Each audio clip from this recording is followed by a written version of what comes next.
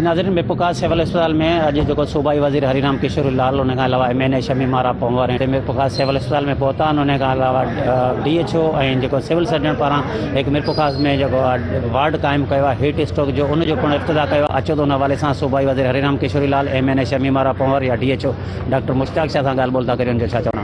अॻे दफ़ा तॾहिं आयासीं तॾहिं पाण न्यू जेके अस्पताल ठही आहे रत्नाबाद वटि, उते बि ॾाढो सुठो हिननि अरेंज कयो। डॉक्टर साहब अचनि था आइसोलेशन वार्ड जेको ऐं डॉक्टर मुश्ताक साहब ऐं हिननि खे वरी सलाम पेश कयां थो। हिननि पंहिंजी डोनेशन सां पंहिंजी टीम सां कॾहिं सॼो ठारायो आहे हीट सेंटर जेको हींअर, ऐं हुनखे चवां थो हिननि वॾी जफ़ाकशी कई आहे।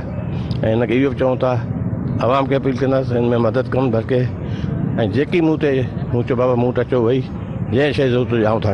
NID हॉस्पिटल जी मुंहिंजी पूरी कोशिशि आहे जीअं थींदो इंशाल्लाह, पर उमेद आहे अल्लाह में NID हॉस्पिटल में पूर्ण हणाए। तव्हांजे ॾिसो 2-3 ॾींहंनि में को बि कमु कोन हलियो आहे। ड्रेनेज जा निज़ाम ॾिसो, पाइप तव्हांजे साम्हूं पिया आहिनि। जीअं कमु सिविल अस्पताल में हीउ जेको रस्तो आहे न, इहो मूंखे डॉक्टर साहब चयो, इहो पूरी कोशिशि कंदुसि। जीअं त हे सिविल हॉस्पिटल असांजी हॉस्पिटल आहे मिरपुर ख़ासि में, ऐं यकीनन पहिरीं खां बहितर कमु करे रही आहे। ऐं डॉक्टर हरचंद राय साहब तमामु सुठा इक़दामात करे रहियो आहे। ऐं यकीनन जंहिं शइ जी ज़रूरत पवंदी असां बिल्कुलु असां नुमाइंदनि जो ताउन रहंदो, छो जो अवाम जे ग़रीबनि जी सिविल हॉस्पिटल आहे। ही वार्ड ठाहिण जो मक़सदु इहो आहे त असांजा जेकी गैस्ट्रो जा पेशेंट अचनि, हीट जा स्ट्रोक जा पेशेंट अचनि, त उन्हनि खे असां पंहिंजी फैसिलिटी ॾेई सघूं।